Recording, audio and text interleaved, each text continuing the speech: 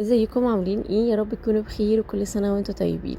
النهاردة هنعمل بقى بسبوسة مرملة خطيرة من غير ولا سكر ولا نقطة شربات، ولا شربات صحي ولا شربات عادي. ما فيهاش اي نوع من انواع الشربات، بس بجد بتطلع خطيرة. انا واثقة لو جربتوا الوصفة دي بجد تبقى ادمان عندكم. اول نوع هنعمله كمان بالشوكليت من بره وجوه غرقانة كده شوكليت، حاجة كده بجد خطيرة، لازم بجد تجربوها. مش قادره اوصف لكم هي مرمله قد ايه من جوه، وحاجه كده بجد خطيره. تاني نوع هنعمله بالكراميل والتمر، بس حاجه كده بجد برضو وهم كل هيسال عاملينها ازاي. تالت نوع هنعمله بيزك من غير اي حاجه، من غير برضو شربات ولا صحي ولا عادي. لو لسه مشتركتوش في القناه اشتركوا، لو عجبتكم الوصفه اعملوا لها لايك. طبق كبير هحط فيه بيضه، وبعد كده احط عليهم معلقتين كبار من العسل، وممكن نستبدل العسل بسكر ستيفيا او اي نوع سكر يكون صحي انتوا بتستخدموه في الدايت. هقلب كويس كده لغايه ما العسل يدوب عندي تماما في البيضه. بعد كده هحط عندي رشه صغيره من الفانيليا وهقلب كويس. بعد كده عندي بقى معلقه طحينه متدوبه في معلقتين كبار ميه. هي دي المواد السائلة اللي عندي للبسبوسة: البيضة ومعلقتين العسل والمعلقة الكبيرة الطحينة المتدوبة في معلقتين مية، مش اكتر من كده. وهقلب كويس كده المواد السائلة مع بعض.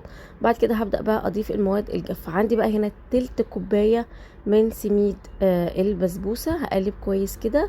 وبعد كده عندي معلقتين كبار من الجوز الهند، وعندي معلقة صغيرة من البيكنج باودر ورشة صغيرة جدا كده من البيكنج صودا. هبدأ اقلب كويس قوي كده الخليط. هبدأ بقى اقلب بالمعلقة، وعايزة اوريكم الخليط بيبقى ازاي. قوامه حلو جدا سائل، احنا محطناش ولا زبادي ولا حليب، بس بتطلع مرملة الطحينة مع العسل مع البيضة، بجد حاجة كده خطيرة. واتمنى تجربوها فعلا عشان تصدقوا فعلا ان هي حلوة. بصوا قوامها ازاي، قوامها حلو جدا. طيب هبدأ بقى اقسم الخليط بتاعي في 3 بولات عشان نحط بقى كل بولة او لكل نوع بقى الطعم بتاعه. انا هقسم البسبوسة تقريبا هتيجي معايا معلقتين كبار في كل بولة. كده خلاص انا قسمت الخليط على 3. هنبدأ بقى نمسك بقى بولة بولة ونحط الأطعمة بقى. اول طعم ده هحط معلقة كبيرة من الشوكليت او الكاكاو الخام اللي من غير سكر، وهقلب كويس كده. هي معلقه واحده مش هكتر عن كده.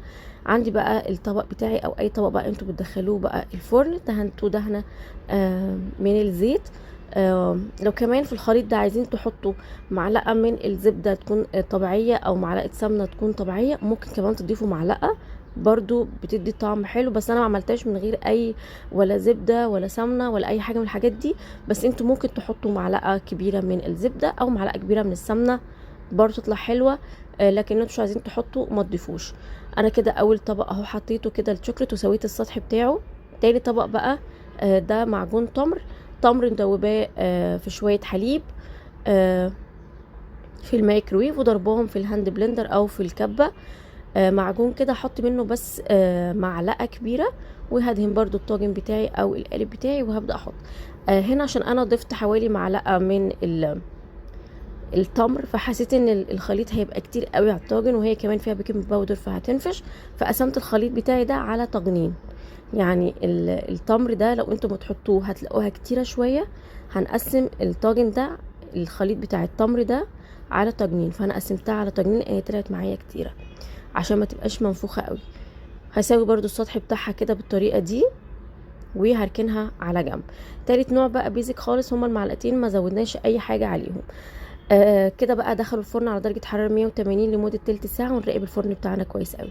دي اللي بالتمر بقى انا طلعتها، سبتها طبعا تهدى تماما. وبعد كده حطيت بقى صوص الكراميل. صوص الكراميل ده اللي هو بالفول السوداني، واحنا عاملينه صحي 100%، وعاملين الفيديو عندنا في القناه، وهحط لكم في اللينك تحت في صندوق الوصف. بعد كده زينت بقى شويه مكسرات كده من على الوش. بجد طعمها خطير من غير نقطة سكر، من غير نقطة شربات. الكراميل الصحي اللي احنا عاملينه رهيب، بجد رهيب، لازم تجربوه. تاني نوع بقى بالشوكليت الخطير ده، مدوبة معلقتين كبار من الشوكليت الخام مع معلقة صغيرة من زيت جوز الهند، او ممكن تحطوا كمان معلقة صغيرة من الزبدة، وتدوبوها في حمام مائي او في الميكرويف. ونحطها بقى كده اول ما تبدأ تسيح كده ونقلبها في بعض. نحطها بقى على السطح كده على البسبوسه بتاعتنا، بس برضو بعد البسبوسه ما تهدى تماما عشان الشوكليت والكراميل ما يسيحوش قوي فيها. رشه مكسرات برضو من على الوش، ودي البيزك بقى خالص، مش هنحط اي حاجه. هنحط معلقه صغيره كده بس من العسل، وهنحط برضو شويه مكسرات.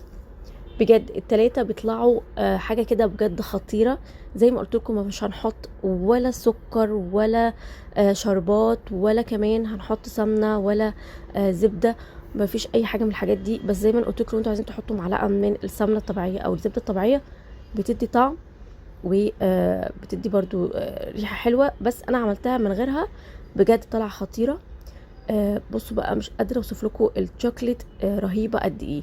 الشوكليت من جوه وبره طعمها كده حاجه كده خطيره. وفعلا يا جماعه والله مرمله جدا جدا جدا. وهي مش منفوخه قوي عشان ممكن حد يفتكر ان هي منفوخه، بالعكس هي حلوه جدا مظبوطه مسطره. بصوا مرمله ازاي، عايزه اوريكم كمان من جوه مرمله قد ايه.